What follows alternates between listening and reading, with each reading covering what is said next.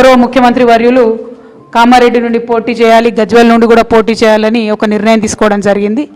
దానితోని మీరందరూ చెప్పినట్టుగా ఈ 2 నియోజకవర్గాలే కాదు రాష్ట్రమంతా కూడా ఒక కొత్త ఉత్సాహం అన్నది రావడం జరిగింది.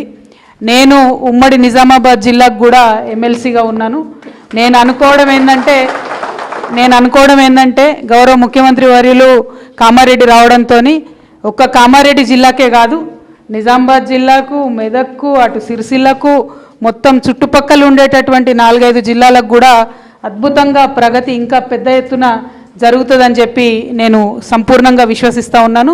సో ఒక ఎమ్మెల్సీగా కాకుండా ఒక నిజామాబాద్ బిడ్డగా నేనైతే గౌరవ ముఖ్యమంత్రి గారు కామారెడ్డిలో పోటీ చేయడాన్ని మనస్ఫూర్తిగా స్వాగతిస్తూ ఉన్నాను. మీలాగానే నాకు కూడా చాలా సంతోషంగా చాలా ఉత్సాహంగా ఉంది. ఎందుకంటే సీఎం గారి కాన్స్టిట్యున్సీ అంటే డెఫినెట్గా ఫోకస్ సపరేట్గా ఉంటుంది, సపరేట్గా అన్ని రకాలుగా కూడా అన్ని హంగులతోని కూడా అభివృద్ధి జరుగుతుంది కాబట్టి చాలా సంతోషపడుతూ ఉన్నాను.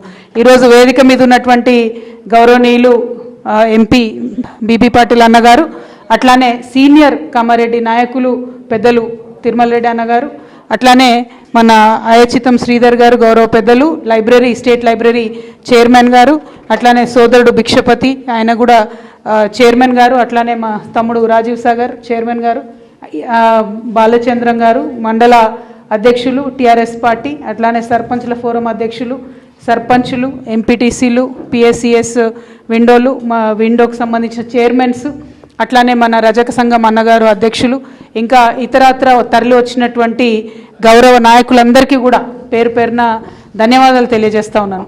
ఎందుకంటే సార్ రావడంతో ఎంత ఉత్సాహం వచ్చిందో దానికన్నా డబుల్ ఉత్సాహం ఇవాళ మీరందరూ కూడా ఏకగ్రీవంగా తీర్మానాలు చేయడంతో చాలా చాలా అద్భుతంగా అనిపిస్తుంది. ఎందుకంటే ఇవాళ పొద్దునుండి టీవీలలో ఇదే చర్చ నడుస్తుంది, వేరే చర్చ లేదు.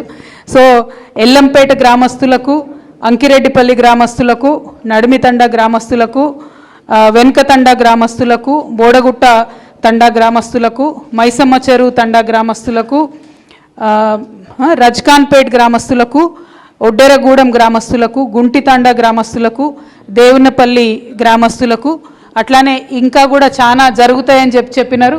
వారందరికీ కూడా పేరు పేరున మళ్ళీ ఒకసారి ధన్యవాదాలు. మీరు ఇవాళ ఏం చేసిండ్రంటే మనం బండి స్టార్ట్ చేసుడే 5th గేర్లు వేసేసిండ్రు. ఇక అసలు కారుకి ఎదురు లేకుండా సాగిపోయేటట్టుగా అంత ఉత్సాహాన్ని మీరు ఇచ్చిండ్రు. చాలా సంతోషం, చాలా అద్భుతంగా అనిపిస్తుంది, ఆత్మీయంగా అనిపిస్తుంది. ఎందుకంటే సార్ని వెల్కమ్ చేయడం, సార్ రావాలని మీరు కోరుకోవడం, ఇదే ఉత్సాహం గంప గోవర్ధన్ అన్నకుండే. ఎందుకంటే అన్న ఒకటే మాట కోరిండు, సార్ మీరు వస్తే నియోజకవర్గం అంతా ఒక నెక్స్ట్ లెవెల్లో అభివృద్ధి అవుతుంది సార్, ఒక కామారెడ్డి బిడ్డగా నేను కోరుకుంటా ఉన్నా, మీరు రావాలని వారు అడిగినరు. మన గౌరవ కామారెడ్డి అధ్యక్షులు ముజీబన్న గారు కూడా వచ్చేది ఉండే ఈపాటికే, అక్కడ మన హోమ్ మినిస్టర్ గారు ప్రోగ్రామ్ ఉంది, అది చేసుకొని వస్తామన్నారు కానీ టైంకి అందుకోలేకపోయినారు. సో అందరి సారథ్యంలో మన కామారెడ్డిలో పార్టీలకు అతీతంగా మంచి మాట చెప్పారు ఇందాక మాట్లాడుతూ సర్పంచ్ గారు, పార్టీలకు అతీతంగా ఎట్లయితే మాచారెడ్డిలో ఇవాళ కార్యక్రమం జరిగిందో అట్లానే రేపటి నాడు కామారెడ్డిలో ఉన్న ప్రజలందరూ కూడా గమనించుకుంటారు, వాళ్ళే ఆలోచించుకుంటారు.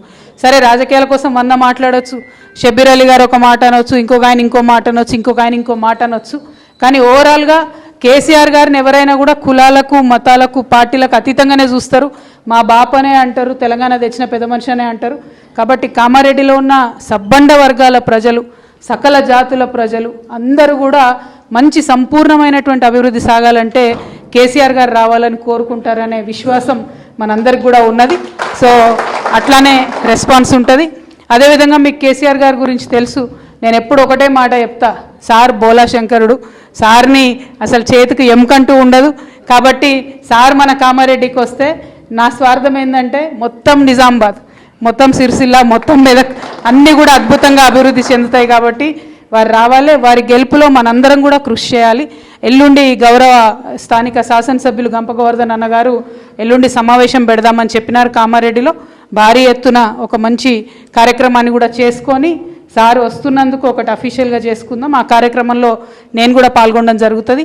సో ఎలక్షన్ అంటే పోటీ ఉన్నా లేకున్నా మనం పనిచేసుకోవాలి. మనం అందరం ఇంటింటికి పోయి కడుపులో తలబెట్టి ఎందుకు బీఆర్ఎస్ పార్టీ కోటేయాలనేటటువంటి విషయాన్ని చెప్పాల్సి ఉంటుంది. కాబట్టి ఆ ఎన్నికలకు సంబంధించిన ఏర్పాట్లు, ఆ ముచ్చట్లు అవన్నీ కూడా మనం మాట్లాడుకోవాలి. కాబట్టి ఎల్లుండి ఒక రండి గణేష్ మన బిగాల గణేష్ గుప్తా గారు నిజామాబాద్ శాసనసభ్యులు వచ్చారు, స్వాగతం అన్న. కాబట్టి అది మాట్లాడుకోవడానికి ఎల్లుండి వచ్చి కార్యకర్తల సమావేశాన్ని కూడా నిర్వహించుకుందామని చెప్పి ఎమ్మెల్యే గారు చెప్పిండ్రు. మీ అందరికీ తెలుసు గంపగోవర్ధన్ అన్న కొడుకు పెళ్లి ఉన్నది పాపం September 3. ఈ పెళ్లి మధ్యలోనే ఈ పార్టీ ఇమీడియట్గా ఈ అనౌన్స్మెంట్ ఇదంతా హడావుడి వచ్చింది. కాబట్టి 28వ తారీఖు ఎల్లుండి మనం అందరం కూడా కామారెడ్డిలో కలుసుకుంటాం. అక్కడ పెద్ద ఎత్తున కార్యక్రమాన్ని కూడా చేసుకుంటాం. ఇంకొక మాట మాట్లాడుతూ నరసింహన్న అన్నారు, మన మాచారెడ్డి మండల్ నుంచి ఉత్తమమైనటువంటి అవార్డులు తీసుకున్న గ్రామ పంచాయతీ అవార్డులు తీసుకున్నటువంటి వాళ్ళు చాలామంది ఉన్నారని చెప్పినారు. మీ అందరికి కూడా అభినందనలు. ఎందుకంటే ఇక్కడే కాదు తెలంగాణ వ్యాప్తంగా కూడా మనం పల్లె ప్రగతి పేరుతో పెట్టినటువంటి కార్యక్రమం ఏదైతే ఉందో దానివల్ల ప్రతి గ్రామం కూడా ఇలా అద్దంలాగా తయారై ఉన్నటువంటి పరిస్థితి. వేరే రాష్ట్రాల నుండి వచ్చి చూసిపోయిన వాళ్ళంతా పరేషాన్ అవుతారు, మీ ఊర్లు ఇట్లా నీట్గా ఎట్లున్నాయి, ఇవన్నీ ఎట్లా సాఫ్గా ఎట్లున్నాయి అని చెప్పి పరేషాన్ అవుతారు. అందుకే రాజకీయంగా మనల్ని వ్యతిరేకిస్తున్నటువంటి పార్టీలు, బీజేపీ పార్టీ కూడా కేంద్రంలో అధికారంలో ఉన్న పార్టీ, చచ్చినట్టు మన గ్రామ పంచాయతీలకు అవార్డు ఇవ్వక తప్పని పరిస్థితి వచ్చింది. అది కేవలం కేసీఆర్ గారి దీక్షతోని వారి పట్టుదలతోని మన గ్రామాలు మన పట్టణాలు అద్భుతంగా ఉండాలని వారు ఏదైతే పంతం పట్టుకున్నారో దానితో మాత్రమే సాధ్యపడింది.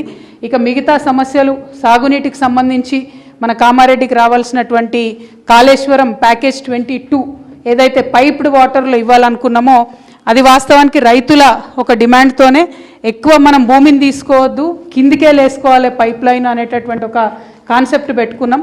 1000 ఎకరాల భూమి పోతుంది కాలువలలో, కాబట్టి మనం పైపులు వేసుకొని తీసుకోవాలనుకున్నాం. ఆ టెక్నికల్గా కొద్దిగా జటిలమైనటువంటి సమస్య కాబట్టి సమయం పడుతుంది.